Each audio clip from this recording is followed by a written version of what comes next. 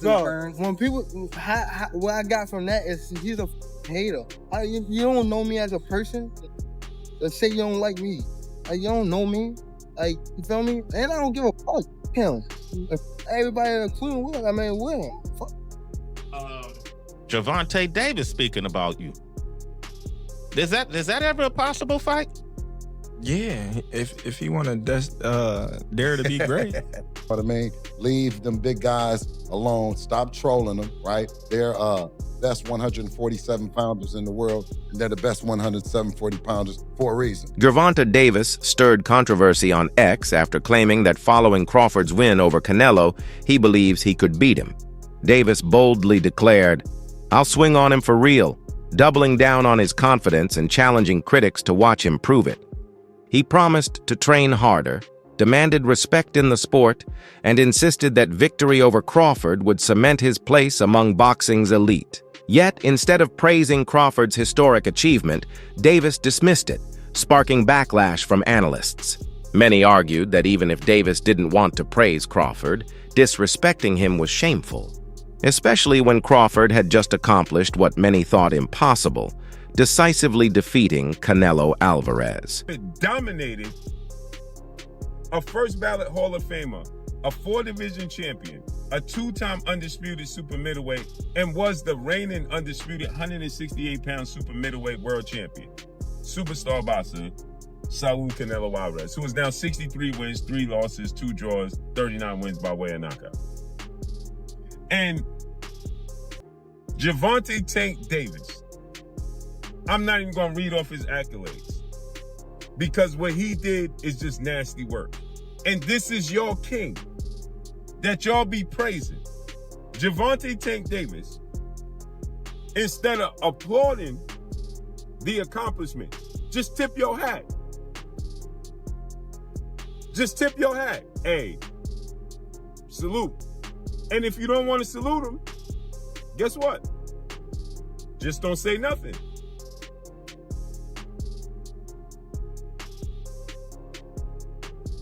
Just don't say nothing. If you don't want to salute that man, just don't say nothing. Right? And so, Gervonta Tank Davis takes to social media because the boxing world is praising Terence Crawford for what he did.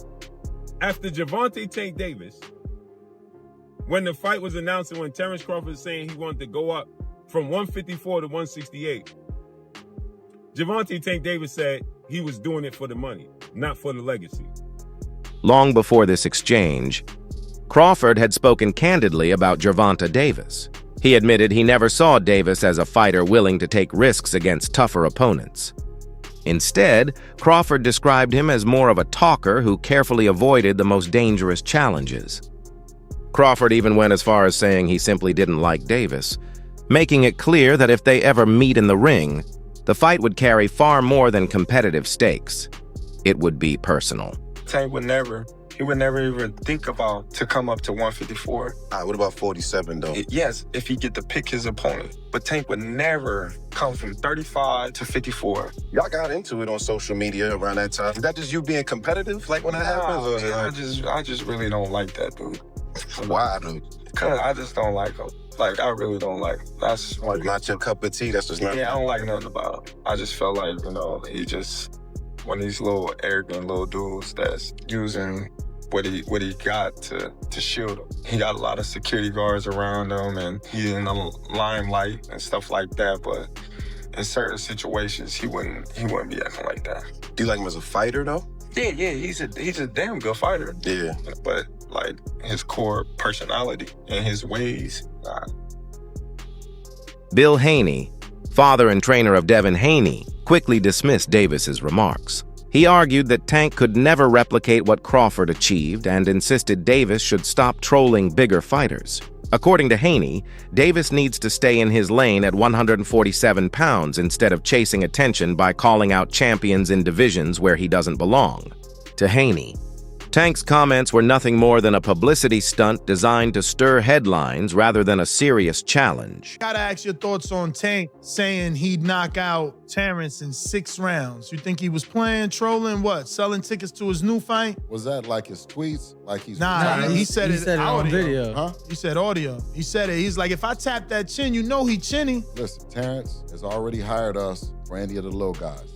Anybody 130, 26, 30, 35, you know, Gary Russell, Tank Davis, you cannot go to get to Terence Crawford without going through us.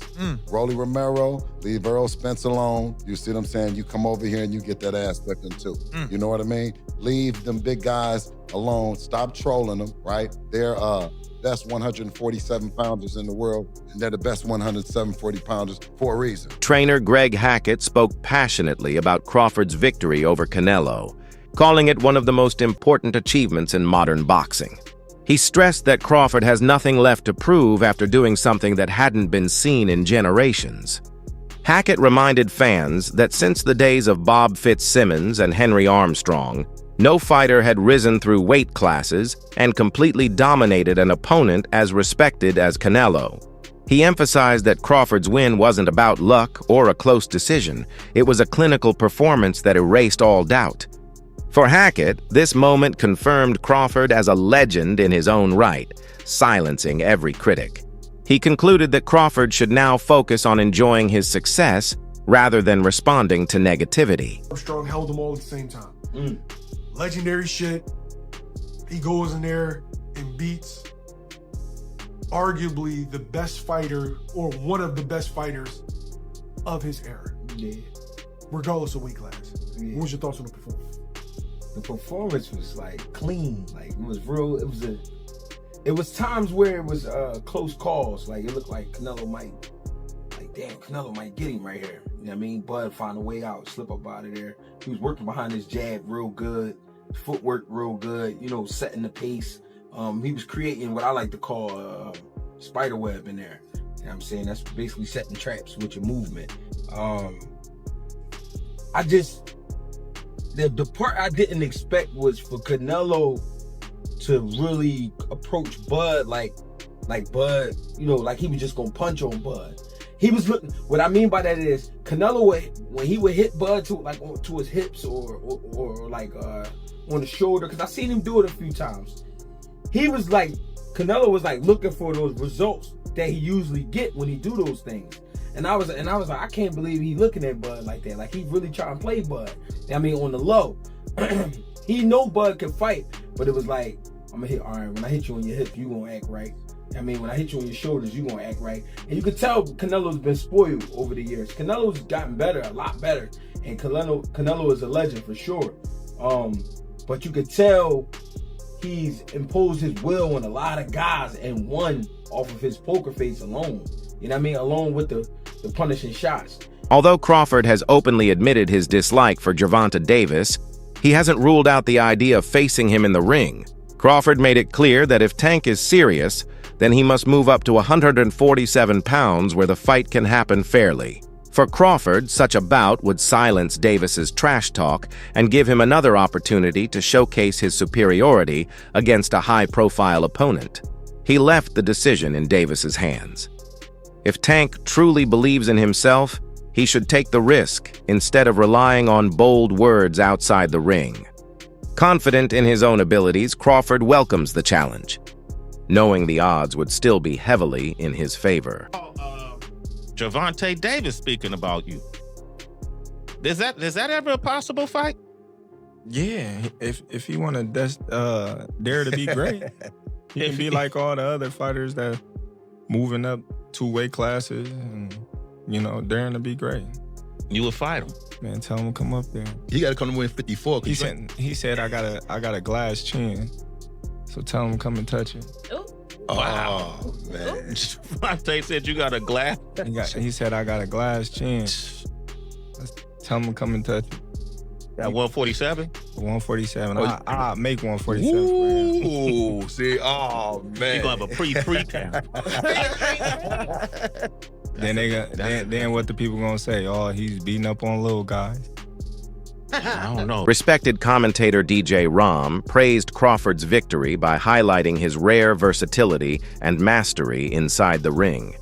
In his eyes, Crawford isn't just a talented fighter, but one of the few who can truly do it all at the highest level. Ram explained that Crawford's brilliance lies in his ability to adapt seamlessly to any style, whether against a heavy puncher, slick counterpuncher, or relentless pressure fighter. His skill in blending offense and defense forces opponents into constant uncertainty.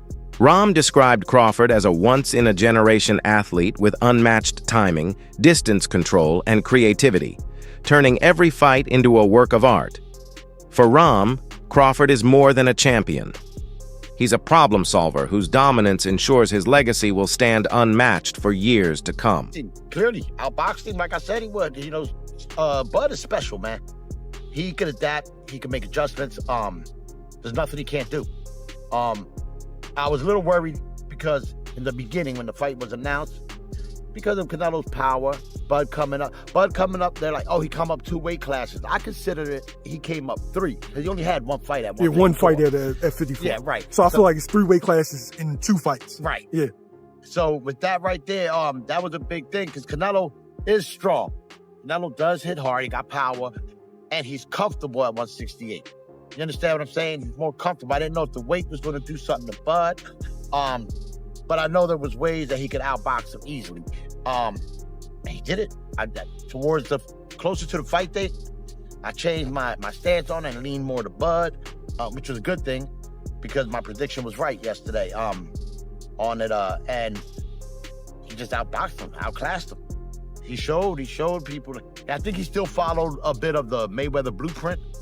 You know, Canelo has to plant his feet all the time to throw off his power, let off his power shots. He has to just make that quick stop. It's real quick, like a millisecond. That's all Bud needs to move out the way. Bud sets him up to get a reaction. By the time Canelo goes to throw that punch, Bud steps to the side and catches him that way. It's too late. I mean, for Canelo his planning of the feet to throw his power punches, if more people figure that out and really take that into consideration in their training camps, I think he would have more losses. But a lot of them fear the power, like a Skull,